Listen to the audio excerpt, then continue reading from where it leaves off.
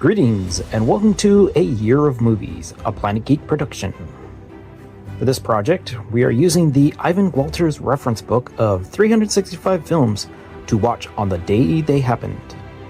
Each day, we watch a movie associated with the date we are watching it on. And as it is the 26th of March, we are going to be watching The World's Fastest Indian from 2005, directed by Roger Donaldson and starring Anthony Hopkins. Now, I vaguely remember the time when there was a lead up to, articles about Anthony Hopkins doing this real-life telling of this event. I don't think that I found myself interested in the actual subject matter. It's not like it's a boring sort of situation. It's just something that didn't really appeal to me. And basically, I didn't get around to seeing this movie until this project. So like I had previously mentioned, this movie not only stars Anthony Hopkins, but it also stars Jessica Kaufel, Joe Howard, Chris Williams, Paul Rodriguez, Christopher Lawford, Annie Whittle, Aaron J. Murphy, Chris Bruno, and Diane Ladd. So at its very base, this is the movie about Burt Munro, played by Anthony Hopkins, a gentleman who spends a good deal of his life working on restoring and making a very quick machine out of his 1920s Indian motorcycle. And his ultimate goal to eventually be able to drive it on the Bonneville salt flats in Utah to see how fast he could actually get this vehicle to go. Now, while that is the actual goal of this movie and what the actual event is based around, we experience the story through his traveling from New Zealand all the way around the world to get himself to Utah for this annual event. And along the way, we see this man smile and charm his way from situation to situation, being such a likable character no matter what is put for him. We're introduced to a bunch of fantastic characters throughout the entire process of this movie. And when it comes down to it, it's his spirit and determination that makes everyone not only like him, but be the ones to encourage him to push forward or to actually even help him get to his goal. It's a very loving movie. It's a very sweet movie, and it's quite entertaining. More so than I was expecting. Then again, I wasn't sure what I was going to be expecting from this movie, but it was nonetheless, I was very surprised to have enjoyed watching this movie. And with this movie being based on a true story, we have at the very beginning of the movie, we encounter during Bert's birthday party a gang of bikers that challenge him because he's all positive of the top speed of his motorcycle that he's altered. So again, he gets challenged by the biker gang to the next day race them. And the next day, the day after his birthday, happens to be March 26th, 1967. And that happens at about 14 minutes into this 2-hour and 7-minute movie. And as it is March 27th, we are going to be watching Planet of the Apes from 1968, directed by Franklin J. Schaffner and starring Charlton Heston. So this is another one of those Saturday afternoon movies that I grew up watching all the time. I believe my first introduction was over at my grandparents' place. I'm pretty sure it was my grandfather that was a big fan of the Planet of the Apes movies. And the subsequent watching on those Saturday afternoon marathons where they'd show like the first 3 movies like every other weekend sort of thing. I just grew up watching this movie with so much fascination and so much love for something that was a connection to family pretty much from my youth. And I ended up enjoying the movies, this particular one being the one that I would have watched the most. Now, like I mentioned earlier, not only does this movie star Charlton Heston, but it also stars Roddy McDowall, Kim Hunter, Maurice Evans, James Whitmore, Linda Harrison, Robert Gunnar, Lou Wagner, and Jeff Burton. So when it comes to classic sci-fi stories, this is one of the ones that are on the very up near the top of the list. Not only do we first of all have the classic series and subsequent TV series way back in the 60s and 70s. We have several reiterations as well as the most latest versions that have just like upon the scale of technology have like skyrocketed the industry and how to perform with not only CG characters and all that sort of thing. But again, those core movies do not exist without the original series and this first movie, which again is a fascinating thing as it's a screenplay that is based on Pierre Boulez's novel, and the screenplay itself was done by Michael Williams and Rod Sterling, hence the reason for the sort of Twilight Zone-ish sort of ending. But again, it's a monumental storyline in the history of science fiction in movies and just visual media to begin with. And if you don't know the story, it simply breaks down is some exploring astronauts crash land on a planet thousands of years and hundreds of light years away from Earth. They find themselves in a society where man has devolved and ape kind has evolved into more humanoid and the basically rulers of the planet that they find themselves on. Subsequent things happen and all that sort of thing. Our lead character of George Taylor, who is played by Charlton Heston, turns out to be the only finally surviving member of the surviving crash astronauts. He comes forward with an actual speaking voice, which no human has to that point. And there's a lot of conspiracy theories going on through this story, great tribunals, and it's a great allegory towards almost any sort of time period as a reflection upon it that you're watching it. You get different things from it from different generations. While this generally is pretty much a B-style movie, it's still, through its cult classic influence, it ended up becoming a classic sci-fi giant. Again, becoming something in the lexicon that becomes so quotable that it's a madhouse. The "get your hands off me, you damn dirty apes." You blew it all up. I mean, it's just such a solid pillar in the lexicon of pop culture. And again, one of the most iconic things about this movie is the makeup that was designed for this movie. The design and production of the different masks that these actors wore to signal their species, chimpanzee, ape, and orangutan. And the way they move and all that sort of thing. We definitely have like a very, at the time, it was just so unseen and so fantastic. The costumes and the hair work just lending to the authenticity of this being a practical event to have happened. So the movie starts off with our lead astronaut of George Taylor is giving his final entry log as he's about to put himself into sleep stasis to be able to continue on the journey that the 4 astronauts are going on to. His other 3 companions are already in sleep, so he basically makes his final log, and as he checks the chronometer, he notices that the year is 1972 upon the ship, which they'd only left a couple of months ago.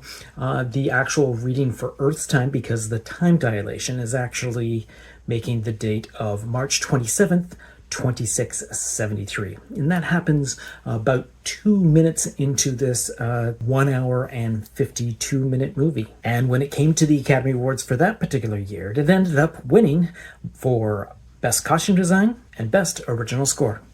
All right, and as it is the 28th of March, we are going to be watching Captain Phillips from 2013, directed by Paul Greengrass and starring Tom Hanks.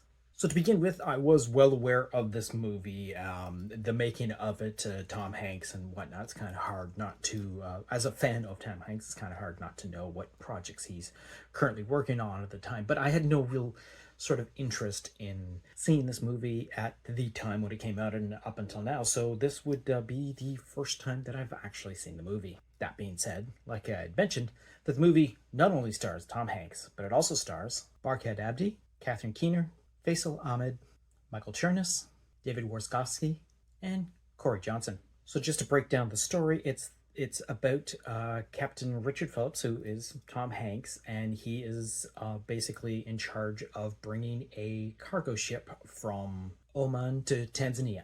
And of course, as this is based on a true story, we do know that these events do eventually happen. The ship gets seized by pirates, and in subsequent sequences, we end up with the pirates taken off on a life craft with the captain as their captive, and then proceed throughout the rest of what plays out in history. That's kind of weird to say this, but it's kind of a cool little bit of like action sequences going on. We have a couple of really cool setup things. There's a lot of like thrilling moments going on with the whole entire, even the capturing of the cargo ship, trying to hunt for the crew that are hiding in the engine room to save themselves.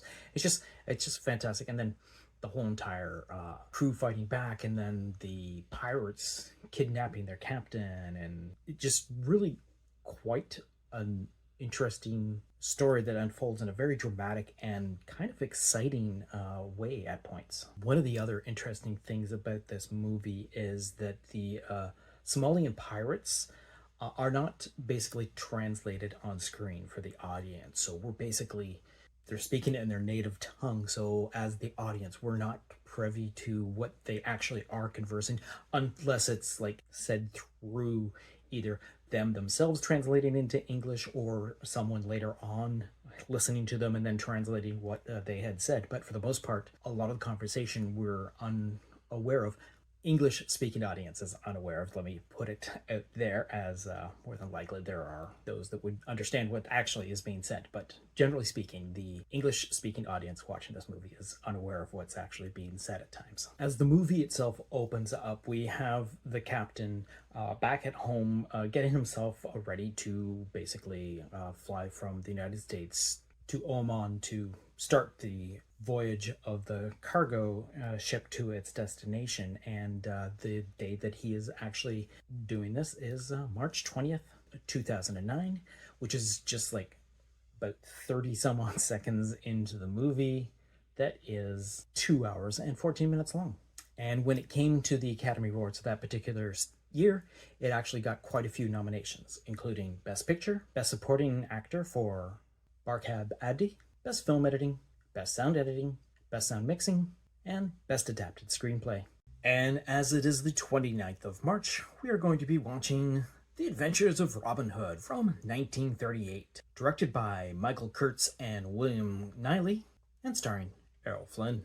So to begin with, probably the first time that I saw this movie was on the TVO series Saturday Night at the Movies, which is hosted by Eloy Yost, which I've talked about previously on this program, where not only do we actually watch the movie, but they do like a bit of a documentary style showing of the movie, usually interviewing people that are either involved with or have very big knowledge of the movie that you have previously seen. Just from its initial viewings is probably the main reason why I enjoyed this movie so much. And as I previously mentioned, not only does the movie actually star Errol Flynn, but it also stars Olivia de Havilland, Basil Rathbone, Claude Rains, Patrick Knowles, Eugene Pallett, Alan Hale Sr., and Herbert Munden.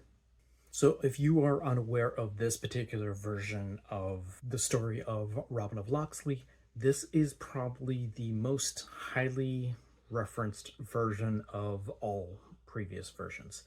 Jokes are made of other versions and all that sort of thing, but at the core of all of the versions of this story is rooted in this version, the Errol Flynn version of this movie. Not only is this movie probably the most colorful, the costuming is just so in your face bright with its elaborate coloring, wonderful set pieces, and without a doubt, not only one of the most charming casts to portray this story, but the sequences that were filmed in the 1930s to pull off the spectacular stunts of this movie are just by far above any other version to follow.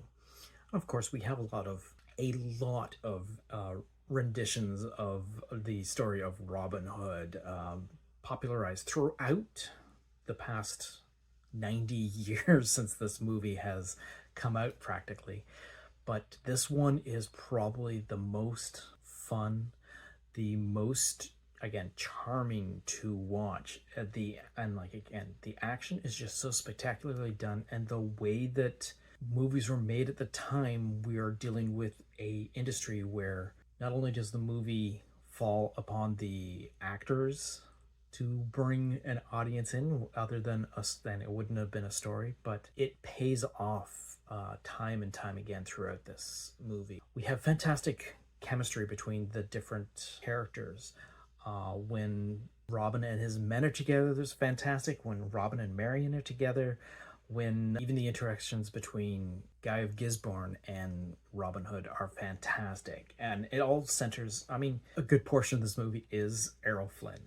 He is the center of this movie, and he drives this, but he is surrounded by such a spectacular supporting cast that it becomes a fully fledged ensemble movie that is such a spectacular thing to witness. Now, while the movie is basically set on historical facts and whatnot, it definitely is more bombastic than it could possibly have actually really happened.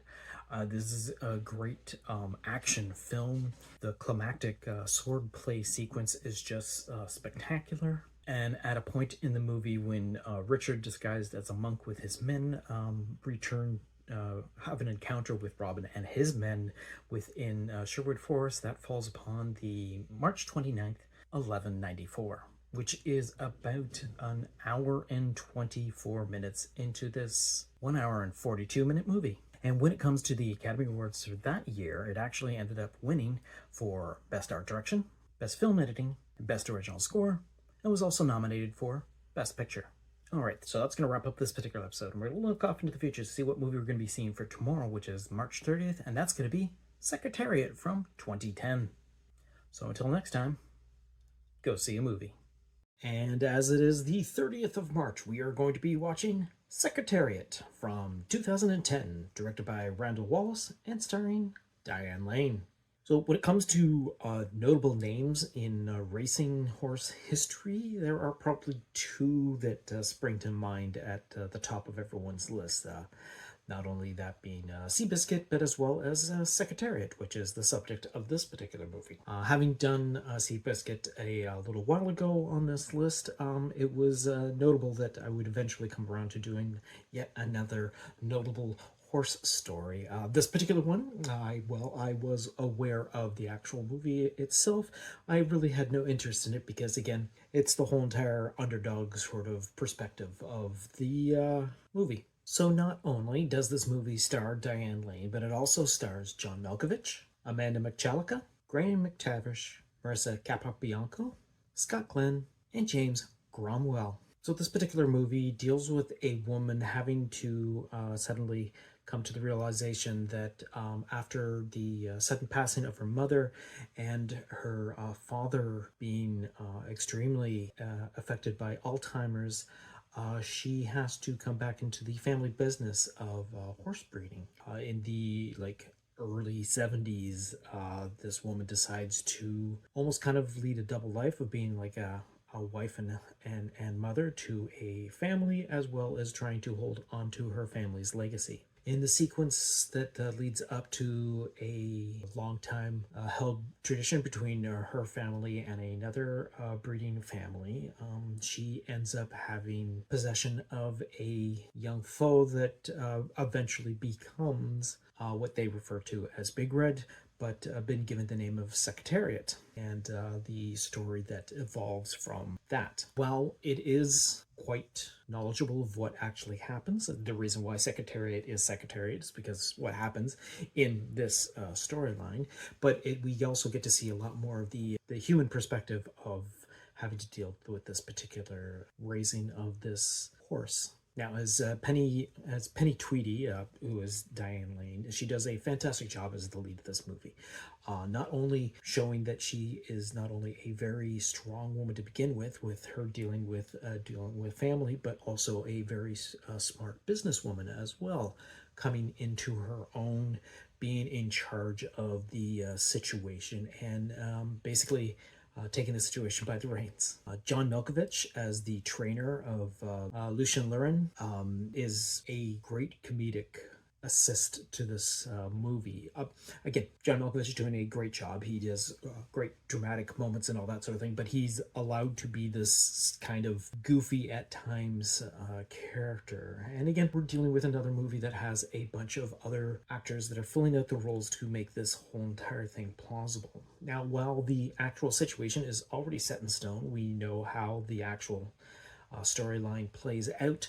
The way this movie is shot makes it still a dramatic thing to sit through. Knowing that, spoiler alert, the last 3 races that are part of the story that Secretariat goes on to win, because that's where the horse comes to fame, is by winning the races. We still have a full-on dramatic, thrilling look at these individual races. The way it's shot, the way it's so beautifully produced, it actually has you almost sitting on the edge of your seat enjoying the ride, as it would. One of the kind of cool things about this movie is that once we finish off the movie with the final race, we actually the closing credits show off images of the actual people that were involved in the training and raising of Secretariat. And as we come up to Penny Tweedy herself, we actually show a scene from the crowd shot during the actual winning of the race, that in the background, they actually just behind Diane Lane is actually Penny Tweedy as part of the background crowd, which is kind of neat because they actually focus in it, which is kind of neat tribute to allow the woman involved with the storyline to be in the movie itself. And it is on March 30th, 1970 when Secretariat is born, and that is about 24 minutes into this 2-hour and 3-minute movie. And as it is the 31st of March, we are going to be watching Persepolis from 2007, directed by Marjane Satrapi and Vincent Pronouнд, featuring the voice talent of Chiara Mastroianni. First of all, I want to state that I apologize in advance for any sort of mispronunciation of any of the names that I have either just said or I'm about to say. This is a movie that I'm definitely well aware of. I do know about the Oscar buzz that came around in this and the accolades that this movie received at the time of its release. However, this is the actual first time that I'm actually watching this movie. Now, that being said, there are a couple of versions that you can see of this particular movie. There is a well-known English dub of it, but I actually watched the original French version, where we actually do have a couple of cast members that actually cross over between both the English and the French. As I previously mentioned, Chiara Mastroianni is the voice actress that lends the voice to our teenage and adult version of the main character of Mary Jane in both the French version and the English version. And the other name that we have that crosses over between the English and the French is actually Catherine Deneuve, who does the voice of the mother. And the French language version goes on to actually have Danielle Deroux, Simon Abkarian, Gabrielle Lopez, and Francois Giroussin. So this is the story of Marjane Satrapi, and this is a animated feature that is based off of her actual graphic novel, again, about her own personal life, where we begin with her as a little girl in 1978, living in Iran during the political strife that was going on at the time within the country itself. The look of this black and white feature, which perfectly mirrors the actual graphic novel, goes a while to not only show how unfortunate and how disturbing life can be. This movie doesn't hold back from anything. It has a lot of the adult characters, first of all, to the younger version of Marjane, being very frank with her, including her, making her aware of the situation. That she then grows up and then ends up, because of the strife going on, moves away and eventually to come back and whatnot later on. But the realism of this movie is captured in this simplistic, like, graphic novel look of the movie. And while it doesn't show the gore, but it has a silhouette explanation of death and destruction and turmoil. We go through a lot of mental anguish for this young woman living in a very volatile area at a very volatile time in history. And it comes across as a very in-depth glimpse into a woman living in the time that she is living in the area that she is during the time that this is happening.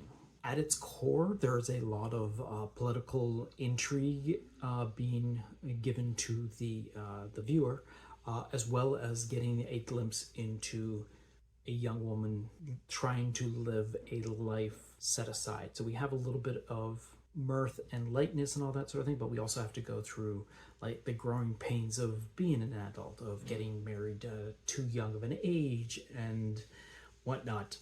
During the movie, we do get a couple of glimpses of sequences that are in full color, and those are the moments that are dictating the present day of her telling her story, which goes into flashback, which we then allude to the black and white sequences and all that.